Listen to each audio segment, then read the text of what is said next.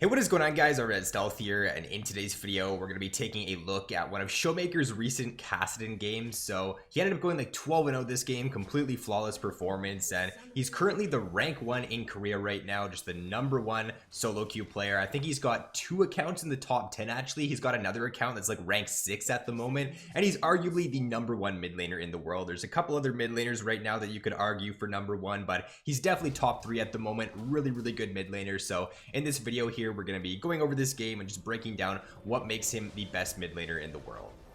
Alright, if we get into the laning phase now, level 1 up against the Jace, you just want to be playing very safe, and you just want to make sure you don't get, chunked out unnecessarily early on as you have to base and, waste your TP. You can lose a little bit of CS in these kind of matchups early on, and it's going to be completely fine for you, because if Kassadin reaches, level 11 onward against Jace, he's just gonna infinitely outscale him. So it doesn't really matter here if he misses like a couple CS early on. Notice how he's just playing very far back, just respecting the Jace here. If Jace moves up, just walk away, don't take any unnecessary poke, and just let Jace push into him. If we take a look at his room page here, I'll just have it up on screen. He's running the fleet footwork. He's also going for taste of blood in secondary, and then he started the Doran shield too. So just a very sustained focus setup here. It's going to allow for him to get past his early game a lot easier in this matchup, scale into his mid to late game, and like I said, if he reaches 2 items here up against Jace, then he's just going to infinitely outscale him. So there's no reason for him to look to be playing aggressive at all in the early game. Just play to your win condition, and it's going to allow you to win a lot more games.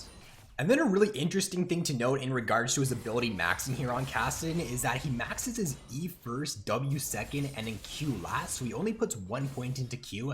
And this ability max actually does have the best win percent for any max right now on Kassadin. Not a lot of people use it though, only about 20% of people use it. And if you're in a matchup, if you're in an AD matchup, especially here going up against Jace, then you get a lot less value, right, of putting points into your Q early on, because the magic shield, you don't get any use out of that magic shield. So putting a couple points into your Q in these 80 matchups just doesn't really make a ton of sense. So instead, he maxes his E first, then his W second, and then Q last year. So in these matchups here, if you're up against like, Zed, Jace, Talon, Yasuo, then looking to only put 1 point into Q, and then max E first, W second, Q last is something that you definitely want to consider.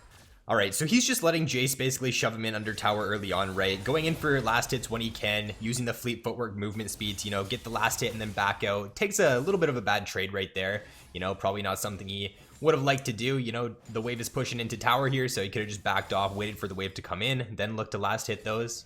So he's it's about 75% HP here, which isn't too bad early on against Jace. He's like about 6 CS down right now, and as long as you can stay within, if you can stay within 10 CS of Jace early on in the game, then that's completely fine. So don't be too discouraged if you do fall behind a little bit in the CS here. He ends up like trying to go in for a last hit there, takes another bad trade against Jace, but still does have the teleport. So even if you do get poked out in this lane early on, you got the teleport. You can use that to get back to lane, so you don't fall behind. So that's really important as well. Like in these more difficult matchups, you want to be running the teleport on the Kassadin instead of the ignite. So just looking for a base now, right? He can look to reset here if he wants to. He's still half HP. He's still got the Doran shield regen, so he doesn't really need to at this point. Jace is running low on mana himself, but looks like he is going to reset now. So just get a reset in here, come back to lane. Jace does have TP himself too, so he could do the same thing, but just reset here, come back to lane, grab a ruby crystal, grab a refillable potion too. So now he's just got some really nice sustain, some more added sustain for the lane here.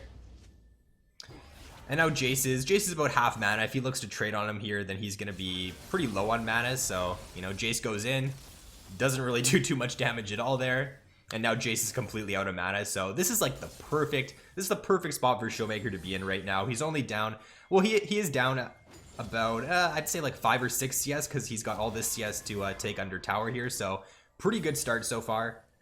You can't ask for much better in this matchup here, Kassadin versus Jace early on. So yeah, Jace is completely out of mana now. He can't really look to pressure him too much here. Just collecting as much CS as possible as we can under tower. And then remember, like I said earlier on, just playing towards your win condition, right? He sees Jace roam down in the river there, but he doesn't even bother following. He doesn't even bother to follow. They have a Jace and a Graves on the enemy team, really strong early game skirmish, and he doesn't want to like force any unnecessary fights, right? There's no reason for you to fight early game with Kassadin if you're just going to outscale later on. So, you know, he just tries to ping his team off there, or, you know, he just tries to hope that his team doesn't fight. Somebody ends up dying on his team there. Jace picks up a kill, which is a little bit unfortunate, but you know, there's no reason for you to force those unnecessary plays if you're just going to outscale anyways. And like right now, he's actually ahead in CS on Jace, or he's like 1 CS up. Jace still does have a wave there though, so he's in a great spot at this point. And what he actually ends up doing here for a little bit of the game is he actually ends up swapping with Lulu. So this is something you can look to do, right? If you're in a more difficult matchup yourself, and your top laner is also in like a more difficult matchup, if swapping is going to put you into more favorable matchups, then there's no reason to not do it really, right? He's much better into the Fizz, and then Lulu as well. Lulu can do a lot better into Jace than the Kassadin can into Jace early on, so this is just a really smart swap here. If you can, you know, it's not going to happen every single game, and it shouldn't happen every single game. You know, if you have a favorable matchup, then obviously you don't want to swap, but if you are in like a less favorable matchup and you can look to swap into a favorable matchup, then consider doing this like in your solo queue games. It can definitely help you out a lot. Obviously, you know, ask your teammate, right? You don't just want to, you know, swap without your teammate agreeing, but if your teammate agrees to swap with you and you can get yourself into a better matchup, then it's definitely something that can lead to you winning a lot more games. So right here, getting ganked by Graves. He has the level 6 though, so he's going to be able to escape. Fizz misses his ultimate there as well earlier, so just going to back out here, reset. And he's still in a great spot here at this point.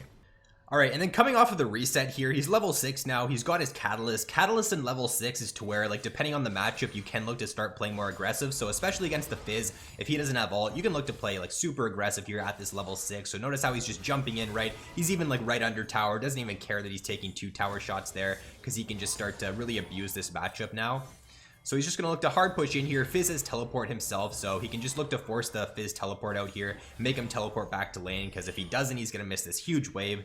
So he just gets that shoved in there, and then he just looks for a potential roam opportunity, right? Whenever you have the wave under the enemy's tower, you know, look to, you know, if you're playing mid, look to roam top, look to roam bot, assess your situation, or assess, you know, your roam options. So he's just going to look to come towards mid here, shove in mid wave, pick up a free wave. That's great on Kassadin, right? If you can just be picking up these free waves, you're going to snowball to your level 16 even quicker.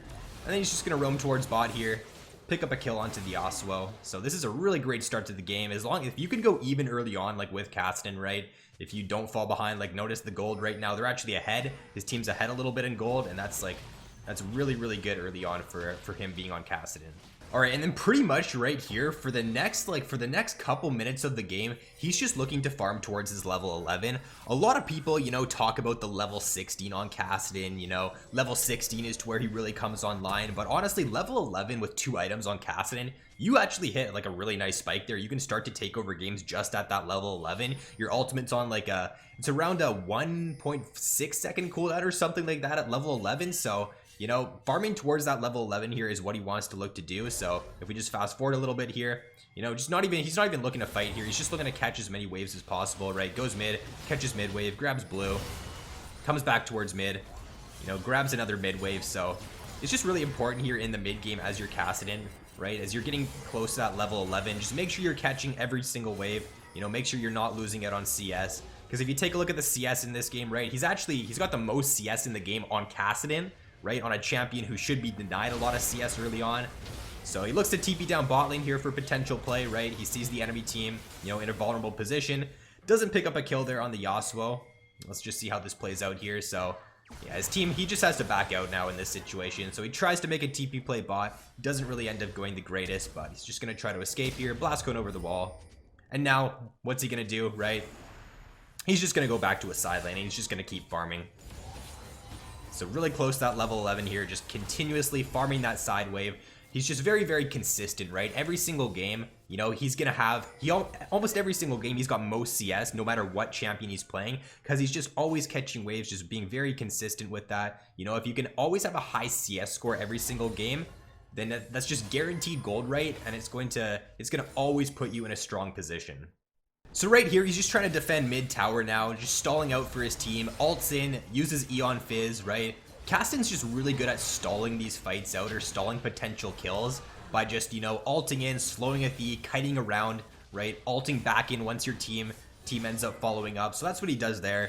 He waits for Lee Sin to come in, you know, jumps back in, picks up a free kill onto the Fizz there. So that's a really nice play. And then level 11 now on the Kassadin, right? He's almost got his Archangels. If we just take a look at the gold here, he's got 1.3k gold, 1.4k right now. So he's getting very close to that Archangels. And once you get the Rod Archangels on Kassadin, like that's a really nice spike on him. And that's to where you can really start to take over games.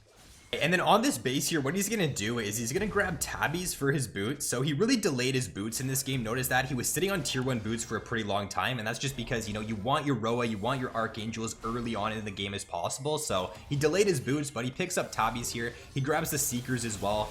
And you can just, you know, very easily beat Jason the 1v1 now with this armor and with these 2 items. So he just looks to jump right in. You know, don't be afraid at all to look for these 1v1 plays once you're at this item spike at this point in the game. So he's got his TP up right now, right? And as Kassadin, you know, you can look for these teleport flank plays later on in the game. So once you know, have your teleport up, you can start splitting the side lane furthest away from the next objective. So right now, Dragon's the next objective, okay? So he's just looking to split top lane here, and he's potentially going to look for, you know, a TP flank play if his team needs him. Doesn't look like right now his team needs him at the moment, so... Alright, he's just going to push the wave in, look to base. He could probably grab another item here, and then he could look for a teleport flank play. He could look for, you do also have home guards coming up here in a second. So 20 minutes you get home guards. So this is potentially what he's thinking here. He's going to TP in with the home guard buff, and he's just going to look to flank in behind. I don't actually think he got the home guard move speed though there. I think that was just the teleport move speed. I think if he just would have waited a second longer, he would have had the move speed there from the home guards, but he didn't get it. Nonetheless though, right? It's still the right play here. He's looking for, you know, a potential flank play with that objective up. So this is a really good thing you can do as Kassadin later on in the game. Whenever an objective's spawning, if you got your teleport up, you know, if you're really strong, then you can just look for a teleport flank play in behind the enemy team, especially if they don't have a lot of crowd control either, right? If they have very easy CC to lock you down, then a lot of the time, you know, trying to dive in on the back line alone or something like that to one-shot somebody isn't going to be the best play. But if you just analyze the enemy comp this game, right, the only CC they really have to lock them down is a Taric stun, and that's pretty difficult to land. They have like no point and click, easy crowd control. So this is another reason why this game is just so good for Kassadin, because they just have no CC to really lock him down easily. All right, and then right here, you know, he's 3 levels up on Yasuo right now. So he makes really nice outplay there, you know, use the ultimate to dodge out on the Yasuo tornado and then look to go back in. As long as you dodge the Yasuo tornado, right, you're never going to lose in a 1v1 to him if you're this far ahead. So that's exactly what he does here. Really nice play. All right, and then right here, this is a really good thing you can do as Kassadin. If you know you can win the 1v1, right, you can just look to camp out in a side lane like this and then just wait for the enemy laner, wait for Fizz to, you know, go for this wave, and then you immediately look to jump in. As soon as Fizz uses the E on the wave here, then you can just jump in and you can beat him in the 1v1 super easy. So if you just take a look at Fizz here, right, he's just waiting patiently in the side lane. As soon as he uses that E, you know, he comes out from the bush, and he's just going to win this 1v1 all day. So even if he gets ulted here, he doesn't even need his Lulu with him, to be honest. You know, like, it's nice that Lulu's there, but he's definitely going to win this 1v1 even without Lulu. So yeah, if you're side laning with Kassadin later on in the game, right, let the enemy, you know, go for the wave, let them waste abilities on the wave, then just look to jump on them, and you're going to win that 1v1 all day. And, you know, with the Lulu here, there's no way the enemy team could beat him. Jace tries to jump in, but he's pretty much inting at this point in the game by doing that. And with his ultimate here on like a 1 point, I think it's like 1.6 now, 1.6 second cooldown, you know, he can just look to chase down Graves. He's out of mana now. He can't use another ultimate, so just going to let Graves get away. But nonetheless, you know, he basically is just taking over this game, 1v9ing this game here with the amount of pressure he's providing his team in the side lane. And then right here to close out his scoreline, he's going to pick up another free kill on the Fizz here. I think Fizz is just giving up. The enemy team is going to FF right here. So that is going to be it, guys. If you did enjoy this video, be sure to drop a like, subscribe if you haven't already. ShowMaker, you know, just really insane game here, 12-0-3, just goes to show you why he's the #1 mid laner in the world right now. So thanks for watching, guys, and I'll see you in the next one.